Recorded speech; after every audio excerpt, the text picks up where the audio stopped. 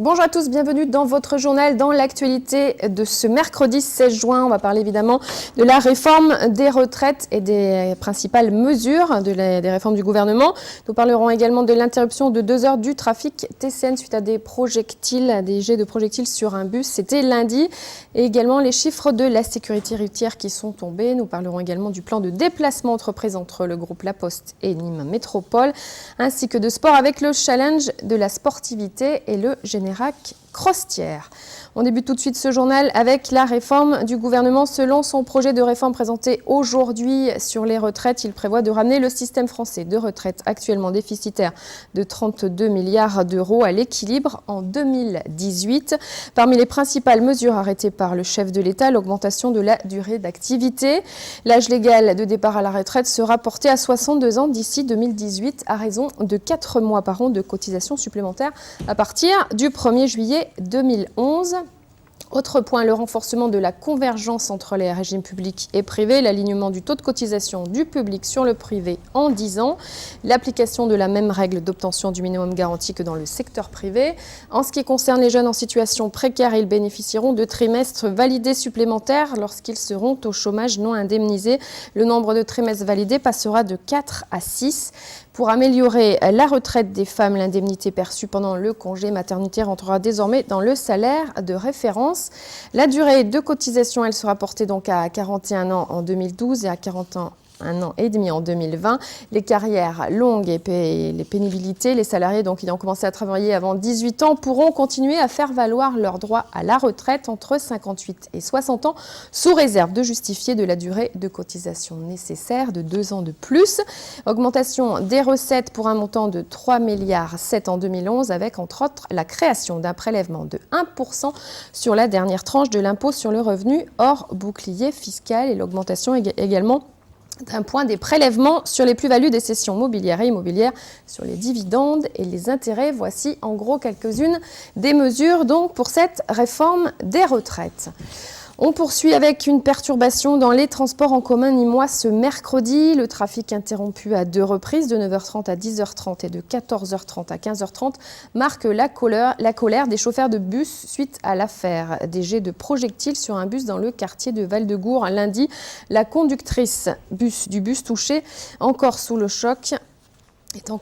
Cette interruption de 2 heures marque le soutien de ses collègues et de sa direction qui souhaitent dénoncer dans le même temps le comportement irresponsable des auteurs de l'incident. Olivier Michel revient sur les faits.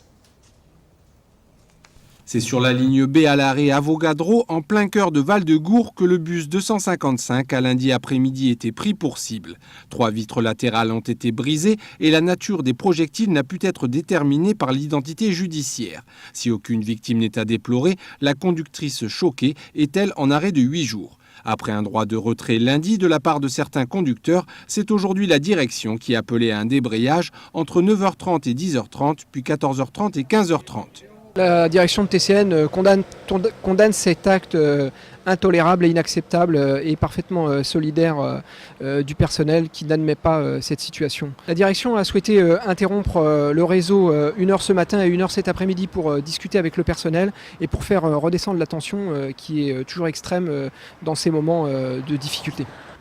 On leur a fait passer simplement un message d'espoir et de solidarité en leur redisant qu'avant que l'outil n'existe et soit mis à disposition par Nîmes Métropole, outil qui coûte presque 4 millions d'euros entre tous les frais de personnel, les frais de fonctionnement, les logiciels, la situation était beaucoup plus dégradée et que grâce à cet outil extrêmement performant, unique en France, que beaucoup de réseaux nous envient, les statistiques parlent en notre faveur et nous avons divisé de manière très conséquente l'ensemble des incidents qu'il y avait avant l'arrivée du dispositif.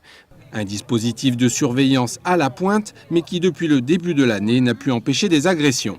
Parce qu'on a eu 2 contrôleurs qui ont été agressés physiquement au début de l'année. Donc on peut dire que c'est vraiment la 3e agression grave depuis le début de l'année. Effectivement, c'est dramatique quoi. Quand on s'aperçoit qu'on peut tirer sur un bus comme ça, qui passe avec des clients dedans, c'est dramatique. C'est pour ça qu'on ne minimise pas la situation, malgré tout le système de sécurité qu'on a pu mettre en place. Un contrat local de sécurité est à l'étude entre les institutions et le réseau Tango. Reste à souligner que les bris de vitres de bus sont en recrudescence sur le territoire national. Depuis le début juin, une dizaine de véhicules ont été pris pour cible dans l'ouest, à Brest et Lannion, par des tirs de petites billes de plastique ou d'acier. Et à Nîmes, selon les premiers éléments de l'enquête, la nature des projectiles n'a pas encore pu être identifiée. Donc des projectiles qui ont, je vous le rappelle, cassé 3 vitres d'un bus de la TCN. Les chiffres de la sécurité routière dans le Gard, pour mai 2010, le nombre de tués a fortement augmenté par rapport au mois de mai 2009, même si le nombre d'accidents et de blessés a nettement diminué. 7 personnes ont trouvé la mort sur les routes du Gard en mai 2010, soit 6 de plus qu'en mai 2009. Le nombre d'accidents est lui à la baisse de 38,8%. Il s'élève à 66, soit 42 accidents de moins par rapport à 2009. Le nombre de blessés baisse de 40,7%. Il s'élève à 89, soit 61 accidents de moins par rapport au mois de mai. L'éducation routière est une solution pour diminuer les accidents sur les routes du Gard. Pourquoi pas? En tout cas, dans le Gard, 14 000 élèves ont été accueillis sur des pistes d'éducation routière. Un premier pas vers l'éducation à la route. Alain Bellon a assisté au final du challenge Interpiste 2010 de la prévention routière qui s'est déroulé au Mont-du-Plan ce mercredi 16 juin. La finale du challenge Interpiste 2010 a eu lieu au Mont-du-Plan. Une sélection sur 14 000 élèves du CM2 a été réalisée dans le Gard au cours de cette année scolaire 2010. Pour cette finale, 173 étaient présents pour passer différentes épreuves.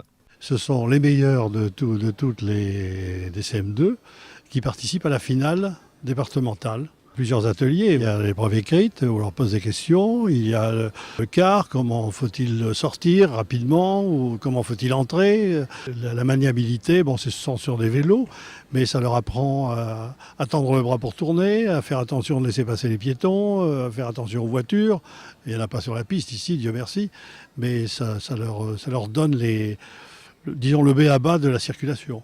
Sapeurs-pompiers, gendarmerie, police nationale, municipale et rurale étaient présents sur le terrain afin d'aider et d'informer ces jeunes candidats.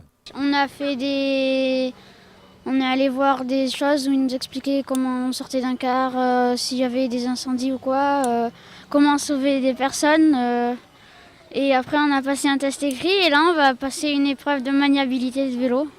Alors, c'est difficile ces épreuves? Ça va. Pour moi en tout cas. Maniabilité, piste et écrit. Alors lesquelles épreuves t'as trouvé plus difficiles? L'écrit. Pourquoi?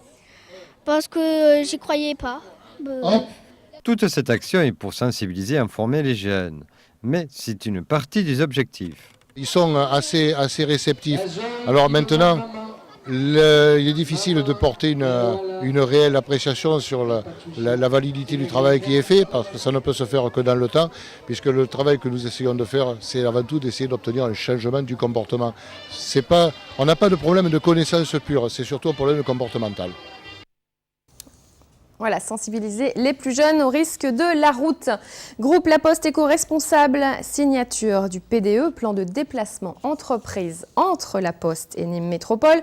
Une action qui vise à favoriser l'usage des transports collectifs et alternatifs pour les trajets domicile-travail. Un engagement de La Poste qui entend diminuer ainsi les émissions de CO2 de ses activités de transport de 12% d'ici à 2012. Frédéric Siller, Nicolas Pinchino. Le groupe La Poste signe le plan de déplacement entreprise avec Nîmes Métropole. Un engagement en faveur des déplacements éco-responsables pour encourager le personnel à utiliser les transports en commun pour les trajets domicile-travail. À plus de 80%, ils utilisent aujourd'hui leur voiture pour faire les trajets domicile-travail. Donc notre volonté, c'est de rendre ces transports en commun plus accessibles de deux façons. D'une façon financière, en remboursant déjà 50% du montant de ces transports à tous les postiers qui les utiliseraient, et d'une autre façon qui est une façon de communication et d'information. Deuxième objectif de cette action, permettre la réalisation d'économies financières aux employés comme pour le groupe. Les postiers habitent en général à 12 km et demi à peu près de leur lieu de travail. Donc aller-retour par an en voiture, d'après les études qu'on a pu faire avec l'ADEME, ça leur coûte 3 000 € entre l'essence, l'amortissement de la voiture, les assurances, etc. Là, avec l'accord que l'on signe aujourd'hui avec Nîmes Métropole, ça leur coûtera 125 € par an. Une économie soutenue et encouragée par la communauté d'agglomération de Nîmes Métropole. Dans la mesure où la collectivité, le délégataire de service sont en capacité de mettre en place des efforts financiers qui vont dans ce sens et que ça coûte bien moins cher d'aller au travail, moins de soucis, moins cher, moins de stress, plus de disponibilité pour sa fonction, les gens ont vite compris. Hein. Vous le voyez avec les étudiants et les passes étudiants. Hein. On est passé de 4 000 passes à 15 000 passes parce que pour un étudiant, ça coûte d'abord moins cher, pour un salarié aussi. Jusqu'en 2012, la Poste souhaite diminuer de 12% les émissions de CO2 de ses activités de transport. Un choix qui persévère aussi dans la volonté de préserver la santé des postiers et de diminuer les accidents de trajet. Aide aux plus démunis du 17 au 31 juillet, le Secours catholique mène une action auprès des restaurateurs. Table solidaire, je participe. Une campagne de sensibilisation et de collecte de fonds menée pour la première fois dans le Gard sous cette forme. Explication Frédéric Siller, Nicolas Pinchinou. Du 17 au 31 juillet, le Secours catholique organise l'opération Table solidaire. Le principe, proposer aux restaurateurs nîmois et à leur clientèle de contribuer à la réalisation d'actions en faveur de familles en situation de précarité en France comme en Haïti. Nous, on va leur proposer des tire-lits et des affiches que vont mettre à la disposition de leur clientèle pendant 2 semaines, du 17 au 31 juillet. Et pendant cette semaine, après cette semaine, on passera récupérer ces troncs. Une opération déjà expérimentée par les délégations du Secours catholique de Saint-Étienne et de Toulouse. À Nîmes, c'est une première, sans perdre de vue l'objectif principal de l'association. C'est de communiquer sur les actions que mène le Secours catholique, de sensibiliser aussi la clientèle de ces restaurateurs et en même temps de collecter des fonds pour soutenir des projets que le Secours catholique espère financer à travers cette opération. Des projets comme l'accompagnement scolaire, les vacances en famille et le développement des capacités professionnelles. L'opération Table solidaire pourrait l'année prochaine s'étendre aux communes avoisinantes de Nîmes. Une nouvelle façon pour le Secours catholique de lutter plus efficacement contre l'exclusion et la pauvreté. Voilà, Table solidaire, une campagne qui se déroulera du 17 au 31 juillet prochain. L'adolescence, une période difficile pour les jeunes et leurs familles. La maison départementale des adolescents du Gard ouvre ses portes, boulevard Gambetta à Nîmes. Cette structure aide les adolescents et les favorise à une offre de services pluridisciplinaires en termes de prévention, de soins médicaux, d'orientation, d'accompagnement psychologique ou encore de formation. Ces services ouverts à tous les adolescents leur permettent de trouver des réponses à leurs problèmes quotidiens. Thomas Rabel, Maëva Belin.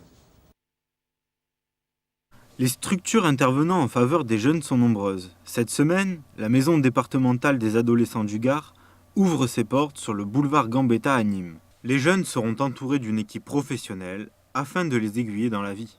Alors, qui sont ces femmes et ces hommes? Ce sont des professionnels de la santé, des professionnels de l'éducation, des professionnels de l'orientation, de l'insertion professionnelle, du droit, qui vont être en capacité de pouvoir leur apporter une réponse.